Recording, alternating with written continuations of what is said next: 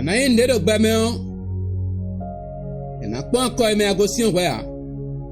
Ena pon do kwete wiwi ayen kabi kwete vovo ayen wa.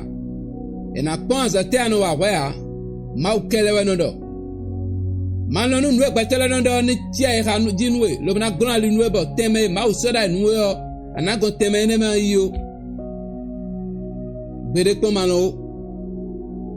Kwa bado ra santa ro mi mende ba na khode ba ma ma vanvo. Ena sede gbetwe.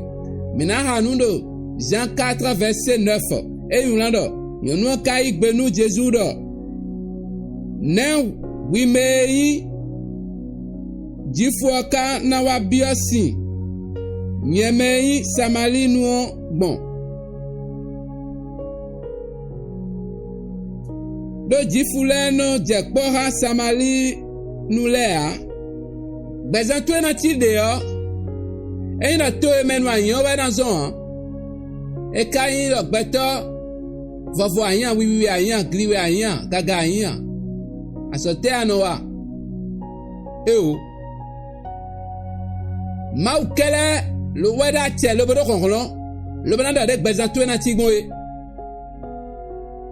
huma nonu nwe gbetela no do ni do khasinwe kaka ba teme ma usoda enwe o anagonte ene me ma bio o mano gbede o era tebo twele ye pe ulo boblo le ya ye wa le ya ene na gona linu ya ye ndo ho ha mele ya ye no yi fi le ya eno dun le ya wakala no si hudo lo bana mada gbenuwe ene na gona linu ya mano gbedo ma wano do nwe na yin do gbeme e wada che lo pono ge wada che ndo ha mi tonwo e no blo le ya mere no pe ulo bono wa le ya mere no pe ulo bono inu ko mere no pe le me réaliser amele no pe le me wa nu da gbede a wa tona imo ana gbeno si ka to me be si egbe lo mba na wa da gbenu de tende me de ba mau so tende me da enu e mau ze susu de da enu e ba na bia susu mo nkoto me kan titia mo nkoto ene nwinwe do egbe do jerusalem come kan titia ale nu barabara de bude ko blo ba do he nu me de bukuna yin le o me de bukuna wa niveau le wo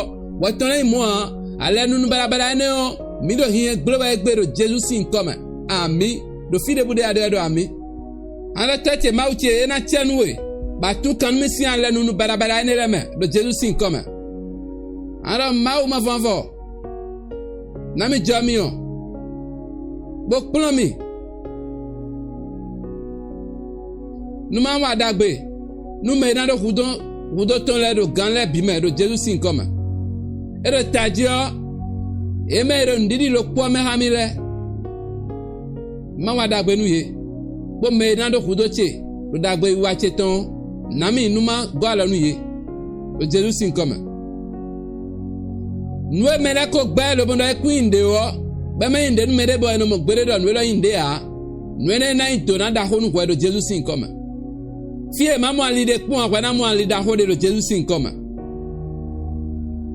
nous le tajewa dans ce ton ma vanvo benadio tantoué quelle a enadio rien nous citant enadio temps mais biton de Jésus sin comme commenter bon là se dépasse les limites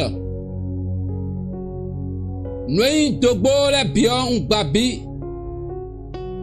abonné wa den chaîne là ba hom te ba na mo de ko lin ko ton le like le partager mana wada gbenuwe amen